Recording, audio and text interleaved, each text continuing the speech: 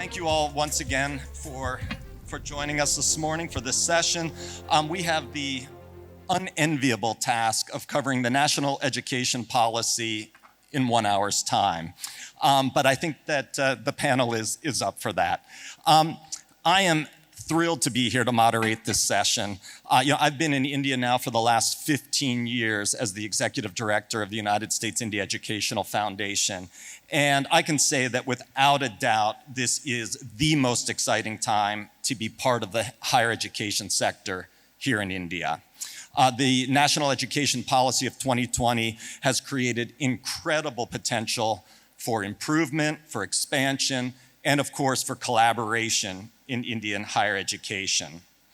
USIEF, for our part, over the last 73 years, has administered and funded over 20,000 Fulbright and Fulbright-Nehru fellowships. Very recently, we hosted 14 senior higher education administrators on our 2-week Fulbright-Nehru International Education Seminar. We visited 14 universities over the course of 2 weeks and had many discussions on the national education policy and the possibilities that it opens up.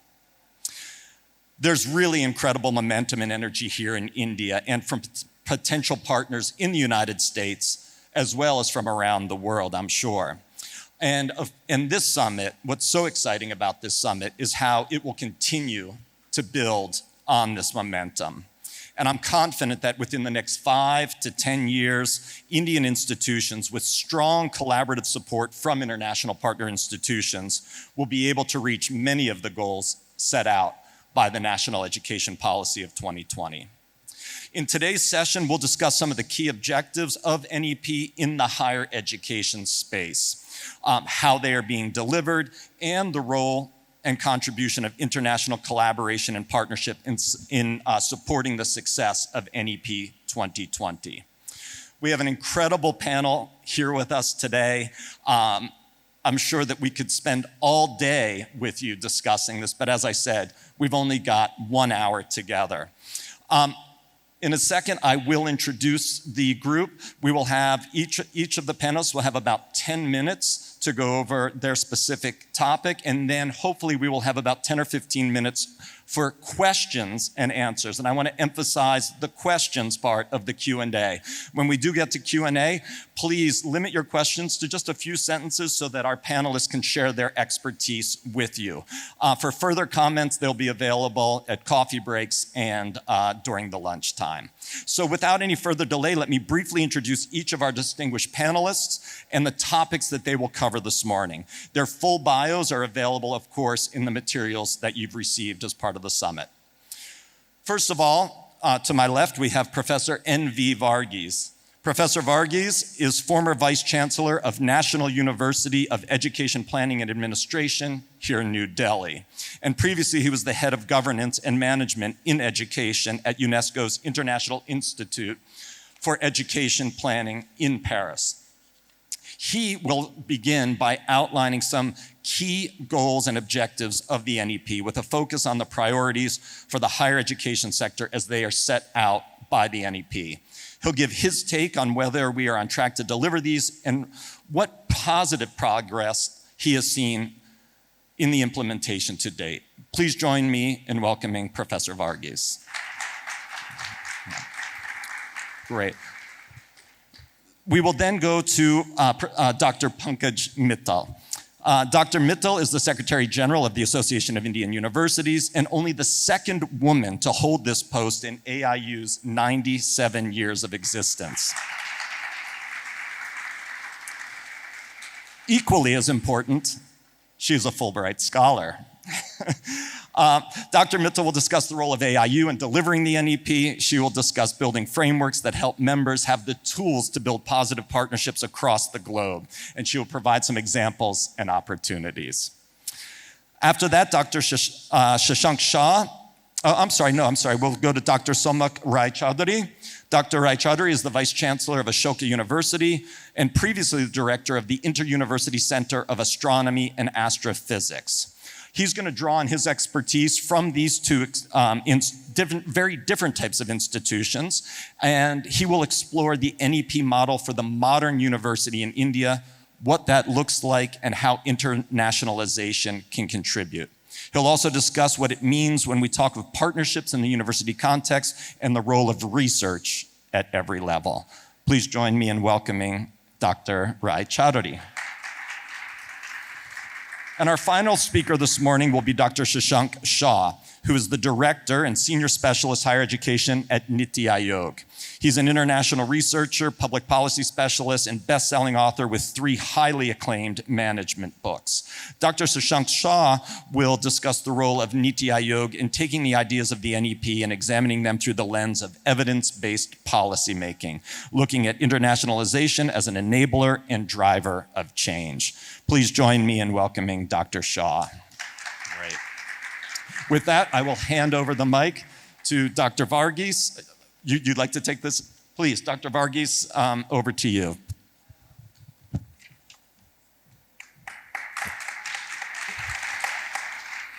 Thank you. Thank you, Adams. And very good morning to all of you once again. It's a great opportunity for me to stand before you to present some of the viewpoints about the new education policy. Friends, what I'll try to do in the next 10 minutes is to capture some of the changing context of higher education globally and in India, so that I can place the new education policy in a proper context. Then I will talk about, is it okay? Can you hear me? Then I will come to some of the salient features of new education policy. I'll end with some of the difficulties in implementation of some of the proposals contained in the policy. That is what I'll try to do. Friends, one of the important changes that we find in the 20th century and 21st century is that people live longer. Another dimension of this living longer is that people are spending more time in educational institutions, not because they are failing, but because they are extending their education to higher levels, This is an important dimension. But the basic difference between 20th century and 21st century is that while public education and public funding defined the contours of education and provision of education in the 20th century, it is a market-mediated process of educational development that is defining the progress that is taking place in education in the 21st century. This is true globally, and this is also true in India. And therefore, there is a difference in the context in which we are trying to see that. Because when we talk about educational reforms in any country, it is important to see that most of the educational reforms are redefinition of aligning education with the other sectors of the economy. That is also one of the important dimensions that you find in this new education policy. So while the state is responsible for policy, but the progress of education, development of education is not decided and dictated and determined by the state today. That makes a substantial difference in terms of the policy. Any policy is an aspiration for the future, and everybody is part of that. And therefore, I feel that new education policy 2020 is also reflects an aspiration of Indian people, an aspiration to have higher levels of education, and also an aspiration to play a more important global role in education in the world, So these are the two dimensions. When I look into the education policy between 1968, 86 and 2020 education policy, the change that I find, one element that I want to pick up, I'll take 3 or 4 elements only of the new education policy, which is changing the nature and structure and the directions of change in higher education. One is that we are talking about an expanding system. In 1968 policy and 86 policy, what we find is that the unwritten rule seems to be that universalization of primary education and generalization of secondary education, expansion of secondary education, and consolidation of higher education. It was felt that unemployment is increasing and educated unemployment is increasing because higher education is expanding. So in 1986 policy said that you please dealing degrees from jobs because that is the reason why people are demanding higher education. And this policy is dramatically opposite to that. That is one of the important changes that one has to notice. This policy talks about expansion of higher education. So therefore, let me say that one of the important dimensions of this new education policy is expansion of the system from massification to universalization. In the world globally, you will find that Most of the OECD countries have universalized higher education. Most of the middle income countries and upper middle income countries have massified higher education. And most of the least developed countries in the world, especially in Africa and some of the countries in Asia, they are still in a state of limited expansion with a single digit GER. So that is the way that higher education system is expanding in the world. Now if you come to India, India had a system of higher education which was slow growing and low GER. In the first 50 years of its independence, plant development especially, we had 8.4 million students in the schools, in the universities and the colleges, and 8.1 GER. But suddenly what you find is that the next 20 years, not 50 years, next 20 years, what we find is that the GER has increased more than 3.5 times and enrollment has gone up more than 4.5. Now, today, in 2021-22, we have an enrollment of 40 million students. And what is also equally important is that this is also the context in which we see that many of the developed countries, OECD countries, there is a decline in higher education or a stagnation that is taking place. If you take some of the most advanced economies like Japan or South Korea, or if you take even Russian Federation or USA, we are finding a stagnating higher education or a declining higher education enrollment. But that is not the case. If you look at the expansion that is taking place in higher education, India and China put together accounts for 40% of the new enrollments in higher education globally. This is a very important dimension. And what is also equally important is that the rate of growth is increasing in these countries and it is acquiring more share. I should say that not rate of growth, the number of students joining the system, not the rate of growth, is increasing in these places. So one important dimension of higher education and new education policy is that how do we move from massification of higher education to universalization of higher education. Universalization is defined in terms of 50% of GR, unlike in primary education where it is 100% NER. So there's a difference that is taking place and this is a very positive change. The second question is that Indian development of higher education in India has seen that mostly the state has given way to private sector and also to market. So it's a market mediated system that is in existence, that's in operation in India. So how the system is going to develop, how the system is evolved. My feeling is that state is taking a back seat in terms of provisions and it is the private sector and the market oriented sector which is coming up in a big way. Today, 75% of the institutions and more than 66% of the students are in the private institutions, both aided and unaided sector. So therefore, you find that the future of higher education in India is not through the public sector, not through the public funding, but despite the public funding and despite the government, this will be going up. This has a lot of implications for the regulatory system that you are talking about, which I'll come to later. The second dimension of NEP, which is very important, which I feel, is that institutional consolidation. We talk about, the NEP talks about a system whereby each institution should be at least 3,000 students, But this is a very large expectation. Because today only 4% of the higher education institutions in this country have an enrollment of more than 3,000. Another 4% will be having an enrollment of between 2,000 and 3,000. That means 92% of the higher education institutions in this country has less than 2,000 enrollment. Therefore, making them the whole system or the institutions 3,000, which also means institutional consolidation. The single discipline institutions will be disappearing and multidisciplinary institutions will be coming up. But it also has a lot of implications for consolidation, institutional consolidation. That is the second dimension of this. In the 10 minutes, I cannot elaborate further, sir. So let me go to the third dimension, which is very important, is the flexible pathways for higher learning. That means today you can have 3-year undergraduate degree, you can have 4-year undergraduate degree, you can have 1-year master's degree, you can have 2 years master's degree. And if you want to go from undergraduate studies directly to doctorate studies, you also have that option. So there is a flexibility that is incorporated in the system, which is very different from the system that we had earlier or the system that we are having now. It also has implications for credit transfer facilities that are available, and a student can opt for different courses within the same university or in different university or from a foreign university. That is possible, This is the third dimension that I feel are very important. The fourth dimension that I would like to touch upon is in terms of the governance and management structure. we had 15 or 16 or 17 regulatory bodies in India. We are trying to see that there is a consolidation that is taking place in terms of the governance and management of the system. And we'll be having one Higher Education Commission of India that is in the process. And I do not know when it will be declared. So we expect that this will be declared soon. So this is an important dimension that is taking place, and there will be 4 verticals. And we are also separating financing issues from quality issues. And quality assurance will be taking a different dimension. Instead of having a NAC located in Bangalore now, there are several institutions that will be responsible for accrediting institutions.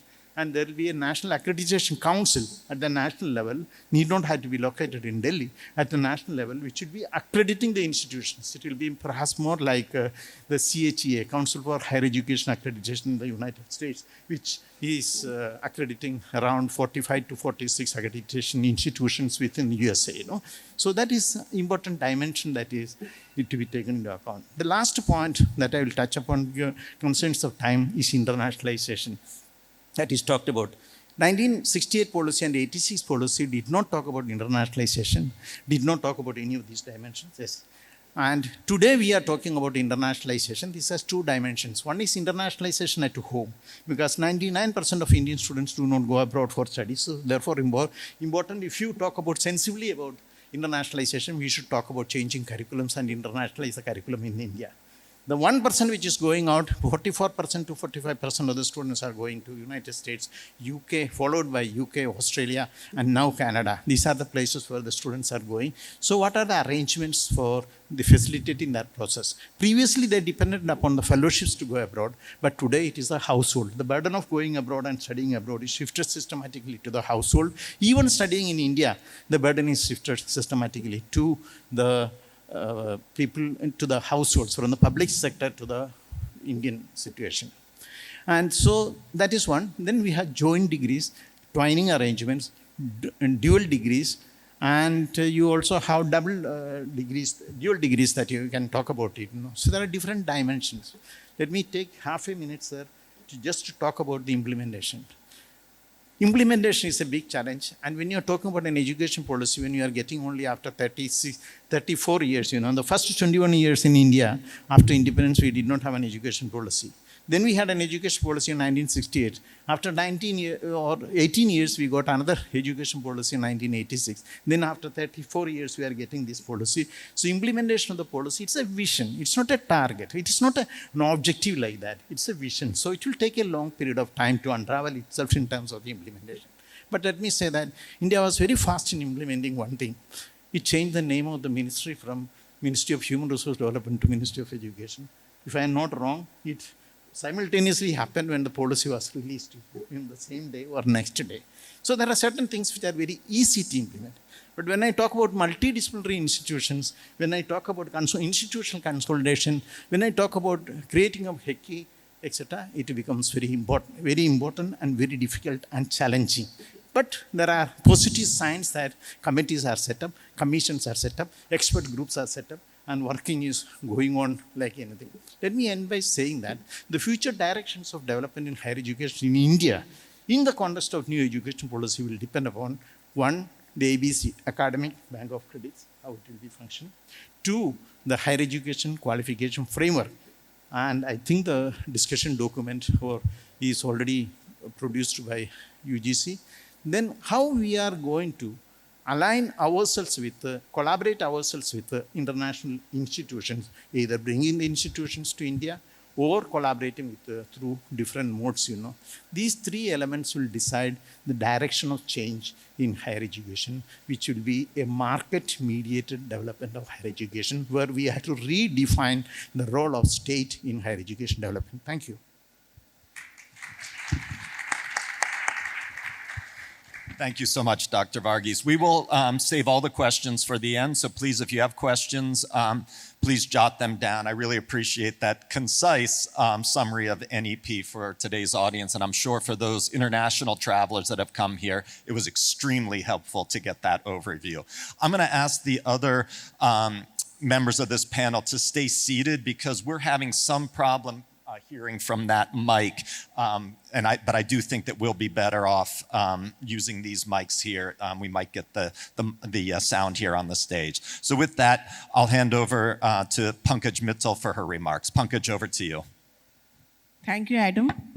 And thanks for the generous introduction, and thanks to SANM S4 and Acumen for inviting us here. I've been asked to tell you about the initiatives taken by Association of Indian Universities to promote National Education Policy 2020. Many of you would be knowing that Association of Indian Universities is the largest association of universities in the world, with a membership of 940 universities. It is the second oldest. It was established in 1925, so we are completing 98 years. And we are engaging with the universities in multiple ways. We engage with the students in terms of holding many sports events, cultural events, even research projects so that we can catch them young for the research. We engage with the teachers, and we engage with the vice chancellors. So when this national education policy was released in 29th of July 2020, the first thing we did was that the 6 vice chancellors conferences we hold every year, all of them were devoted to various aspects of national education policy. And the full year we spent on discussing, creating awareness about the national education policy during 2021. And in the end, we came out with a report in the terms of what is, for each of the recommendations of the NEP, what is the recommendation, who is the actor responsible for implementing that recommendation, what they have to do, implement that recommendation, and what are the timelines. So that report is available on the AIU website, and that was very well appreciated by the university sector, because in very clear terms it told that who has to do what to implement NEP, because you all know that we do produce very good documents, but implementation is really a challenge in most of the times. And then we saw the recommendations of NEP, and slowly, like, for example, we realized that internationalization of higher education is something which has been given a lot of impetus in higher education. For the first time, actually, national education policy has given so much of importance to the internationalization of higher education. So we took it upon ourselves that we should help our universities to promote internationalization. So we created a network called Indian Network of International Higher Education. You can go to AIU website, you will find it.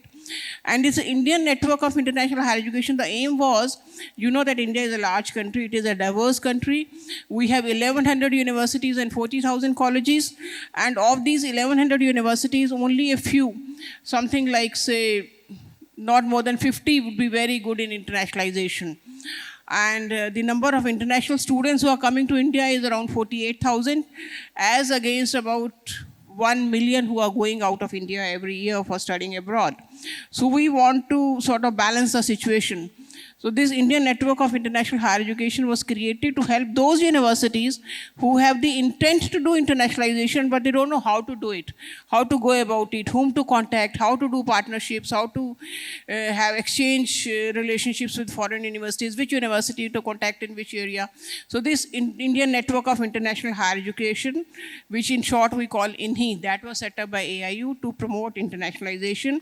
And in this we are doing many events. For example, last week we did an event on how to establish an international students office. So this was last year, a speaker was there from USA and one was from India. And rather 2-3 months back, we did an event at Australian High Commission also, where also we told the universities that how to open an international students office, what will be the activities, how big it should be, what should be the purpose, and how it should be operationalized. Similarly, we are doing many events on partnerships between the universities. We are having the MOUs with many associations. For example, we have MOU with NUS, which is Mexican Universities Association. We are having MOU with Universities Australia. We have MOU with Universities UK. So we are having many MOUs to help the universities in forging partnerships. Second thing for internationalization which we did was, we made a AIU collaboration portal. So any foreign university which wants to come to India, they are not able to know that in a specific area which university is good. For example, if you want to know in nuclear physics, which university in India is good. You will be having a NAC rating, NIRF ranking, which is India ranking, but for a particular subject, you will not be able to know. So what we have done at AIU is we have made an AIU collaboration portal in which Indian universities are adding for their university that what they are good at, where they want to collaborate, what are their facilities, what are their faculty strength, what are their research strength in that particular area. So when now any foreign university or Indian university writes in AIU collaboration portal that I want to collaborate in nuclear physics, down comes the list of the Indian universities who are good in it and who want to collaborate. So it becomes easier.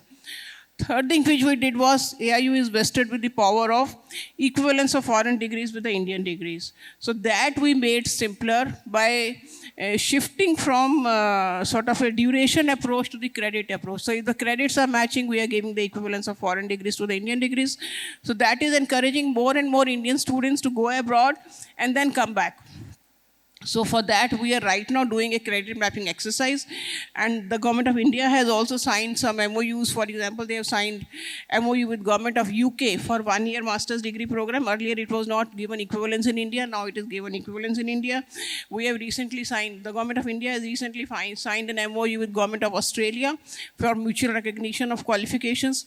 So slowly, we are making it easier. So that was in terms of internationalization of higher education. In terms of, say, for example, the National Education Policy says that the technology should be used to a large extent in teaching, learning, and assessment and evaluation. But how to do it? What should be done about it? How to do the capacity building of the teachers to use the technology? That is what AIU is doing. So from AIU, we have opened 10 centers in different universities last year.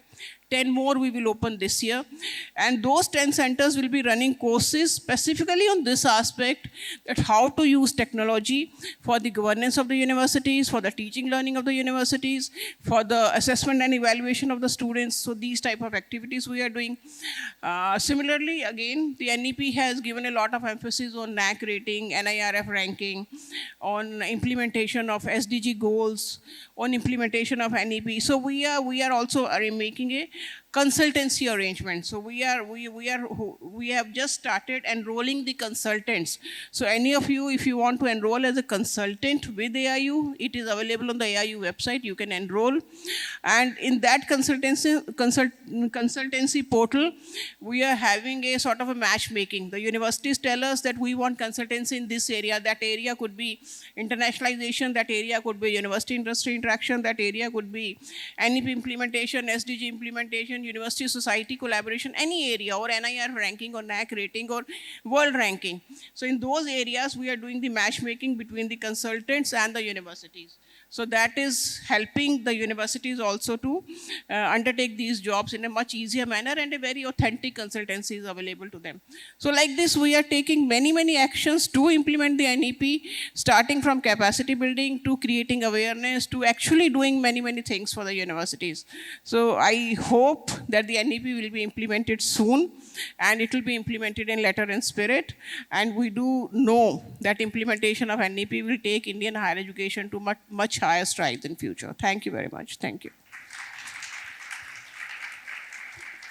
Pankaj, thank you so much for those remarks. I think it's just fantastic to hear about this network of international institutions of international higher education. I've often said that in the US, I had benefited from very early in my career through the professional development of organizations like NAFSA, the Forum on Education Abroad, and others. And I think it's great that AIU is taking the lead to link up institutions and work on professional development, especially for these new and up-and-coming international offices. I think it'll be one of the keys to success for overall internationalization of higher education here in India. So it's wonderful that that's happening. Thank you so much. We'll now move on to Dr. Raychaudhury and get a little bit more into the weeds of national education policy and what it looks like for a modern Indian university, what it looks like at his institution, his previous institution. And as I mentioned earlier, he'll talk a little bit more of the role of research in internationalization at every level at his institution. Over to you. Thank you very much. And Thank you very much for coming to this. I'm very happy to be here. Good morning. I represent here Ashoka University, which is a new university. It's about 10 years old, not far from here, an hour and a half from Delhi. Started off as a liberal arts college where we have about 3,000 students, mostly undergraduates who start off in a liberal arts program where we've already implemented the 4-year program of the National Education Policy, where the first year is a blended year where everybody attends the same, takes courses from the same kind of cohort of courses which are general and they don't declare a major till the 3rd semester. And so everybody gets a kind of a basic level education, which now, of course, envelopes a lot of the STEM subjects and starting off with humanities and social sciences. Now the core sciences have come in, of physics, chemistry, mathematics, computer science, things like that. So everybody gets a taste of a basic, not just subjects, but also courses like critical thinking, courses like reading and writing, and skills-based courses. This is very much the crux of the NEP. And I'm very happy to say that in the 10 years, Ashoka has built up this course, this approach to undergraduate education, which has been around in the world. So the liberal arts colleges of the United States, for example, and now globally in many other institutions have followed such an approach of a general education to begin with and specializing in various disciplines.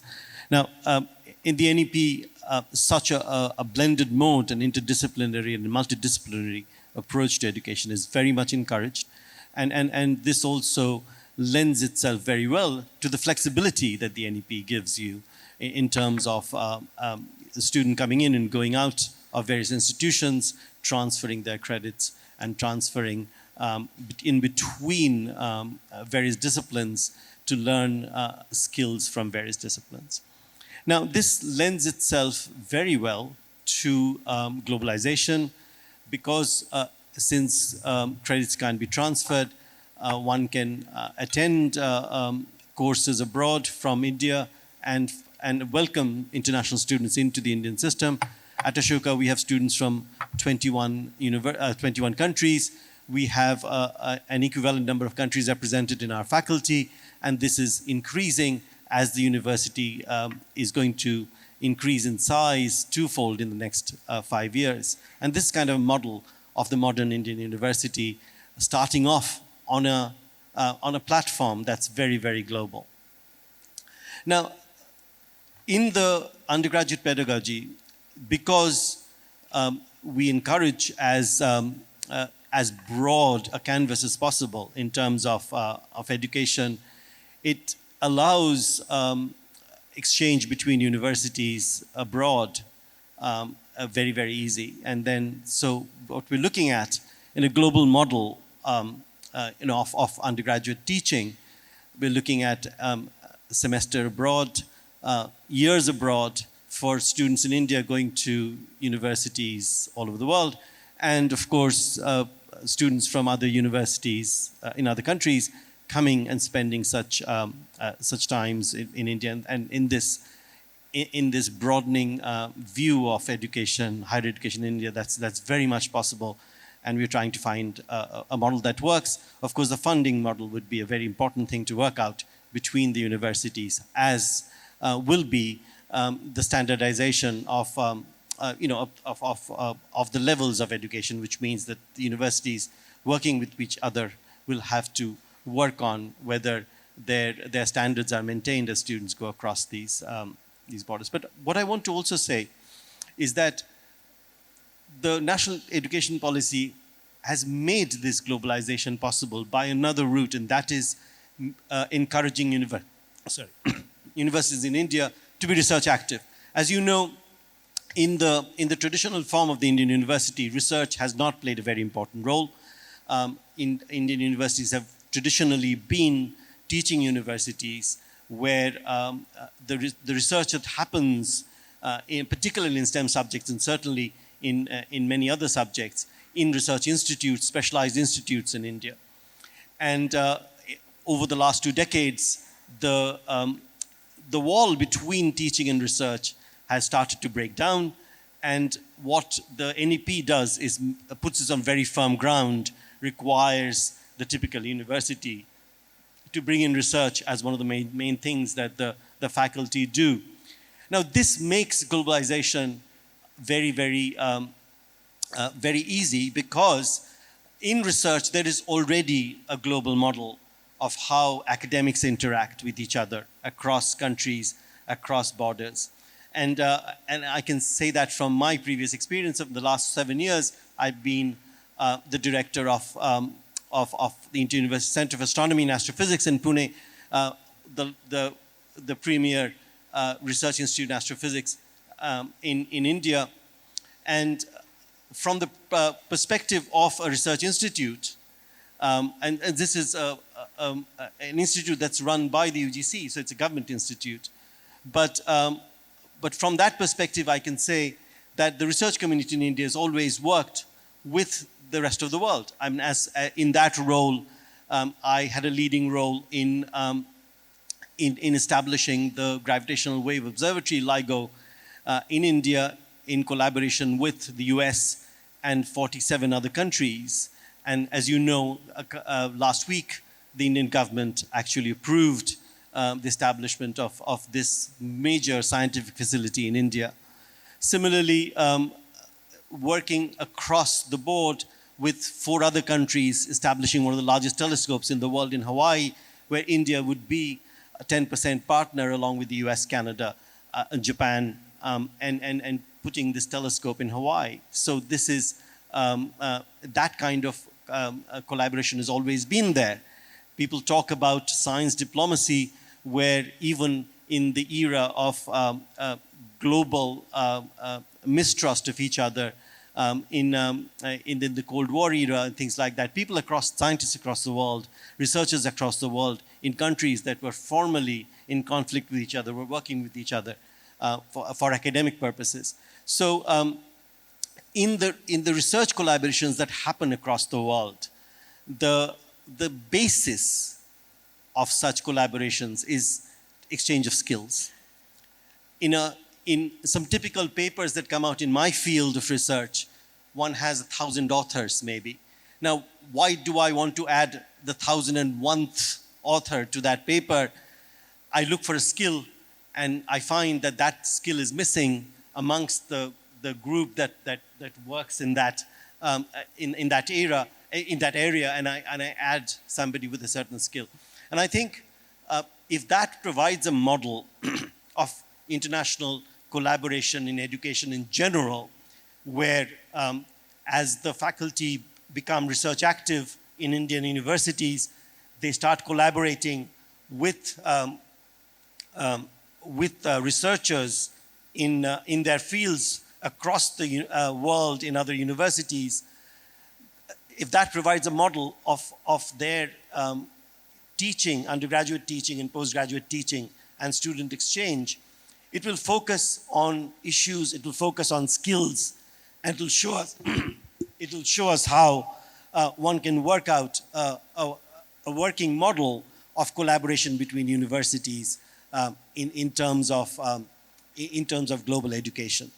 I think as research and teaching are both going to be primary activities of university teachers, and undergraduate students will have to do more and more research in the NEP-enabled Indian university. One will see how thank you very much.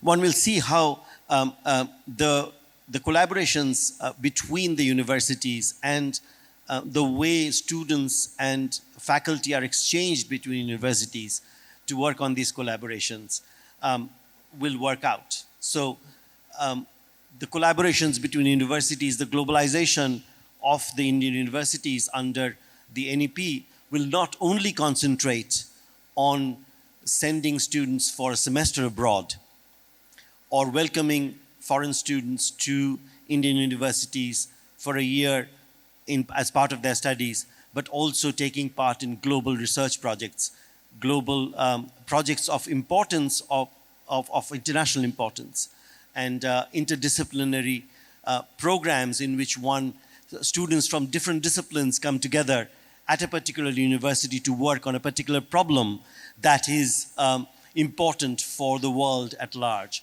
And this is where I think the model that the national education policy is pointing us towards is going to be very, very effective in placing India amongst the academic environment of the world. Thank you. Thank you so much. You know, from my perspective, I couldn't agree more. We've seen, as I mentioned earlier in my opening remarks, just how important programs like the Fulbright Nehru program have been, bringing researchers to India, sending researchers from India to the United States, and often sparking these sustainable collaborations and partnerships between institutions. So thank you very much for those comments. We will now wrap up with Dr. Shah from NITI Aayog. He will be giving a little bit of perspective from NITI Aayog in taking the ideas of NEP and examining them through the lens of evidence-based policy making. He'll also be discussing some student mobility and scholar mobility data as well. Over to you. Thank you. After some very interesting insights on the national education policy from a macro perspective and ecosystemic insights from Dr. Mittal and Dr. Raychaudhury, the AIU and the Ashoka University, I think it's a good time to talk about numbers and how that influences the space of internationalization of higher education and global education. So as Bharatlalji mentioned, in the inaugural address today. Just yesterday, all the newspapers were filled with headlines on India becoming the most populous nation in the world with nearly 1.43 billion human beings. And this is likely to be going up all the way to 1.65 billion by 2050, as the UNPF estimates suggest.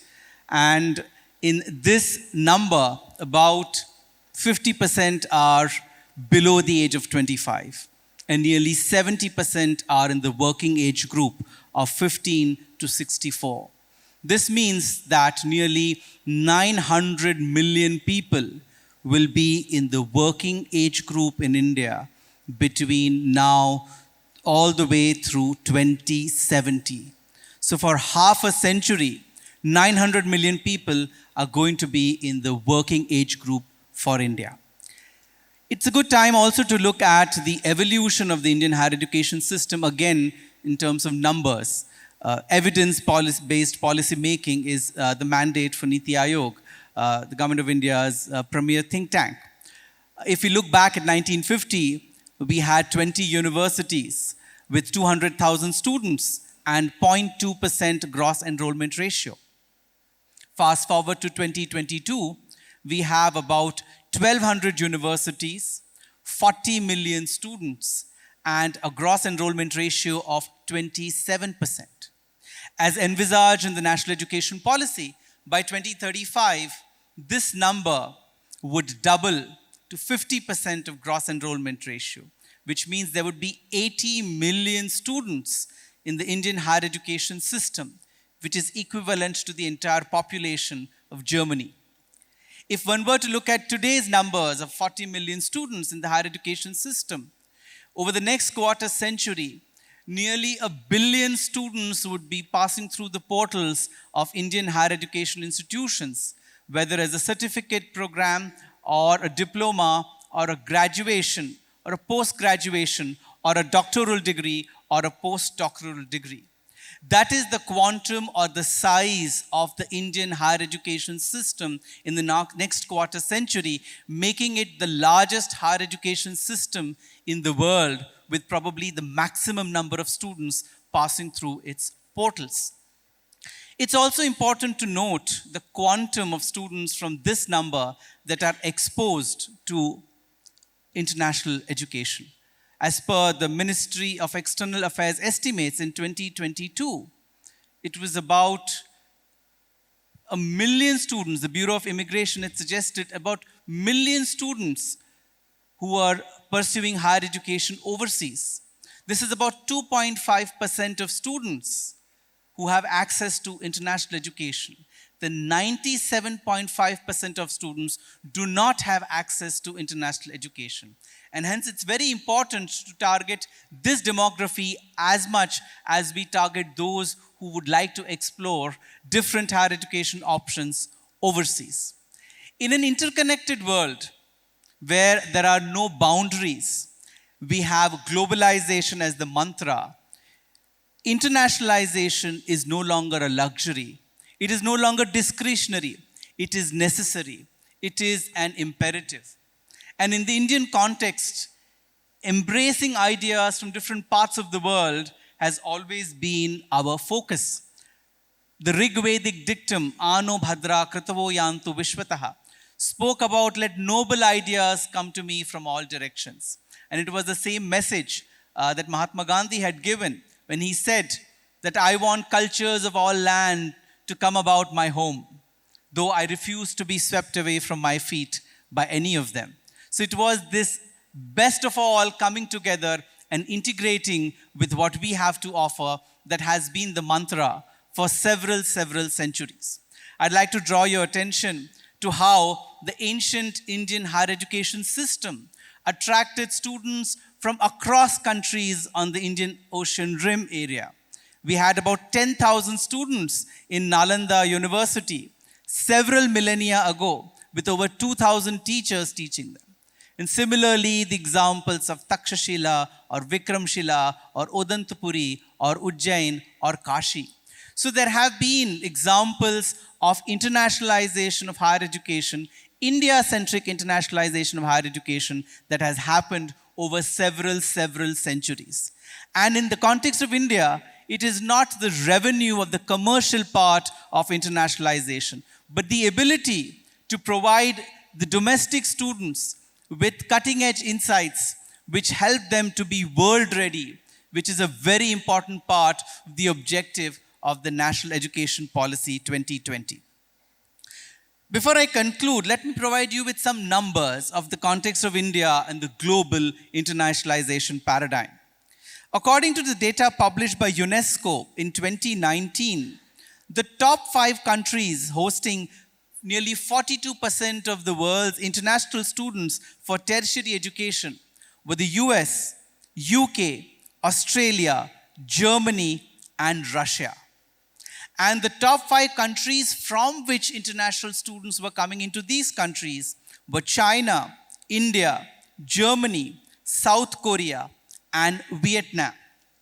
With respect to India, the countries to which Indian students, the million-odd Indian students that were going for international higher education opportunities were US, Canada, UAE, Australia, and Saudi Arabia. In these countries, the MBA adjacent courses and business degrees were the most popular subjects amongst undergraduate students, followed by engineering and other STEM subjects. Looking at the other way around in terms of students coming into India, over the last several years, the number has been hovering around 48 to 50,000. We've just increased it by about 10,000 in the last 10 years. The major top 4 countries in 2022, as per the All India Survey of Higher Education, students coming into India were from Nepal, Afghanistan, Bangladesh, and USA.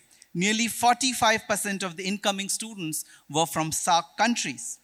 And 80% of these international students coming into India were primarily interested in 16 kind of courses, of which 20% were interested in BTech.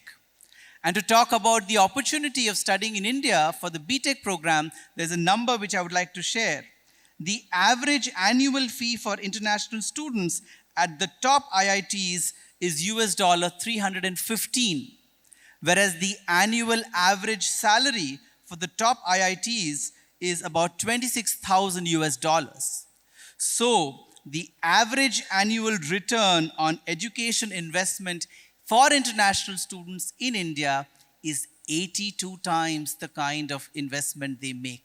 That is the kind of affordability of education that India provides in its topmost institutions. If one were to look at the top states which have attracted international students, it is Karnataka, Uttar Pradesh, Punjab, Maharashtra, and Tamil Nadu, with Karnataka accounting for 20% of all students coming into India from other countries. It's a case study worth exploring as to how over a decade, Karnataka has consistently been able to attract the maximum number of international students into their state, especially when education is on the concurrent list where both the state and the central governments make policies. I'll conclude by highlighting 3 areas where I think internationalization in India should be focusing. First is, of course, research, which has been elaborated in substantial detail.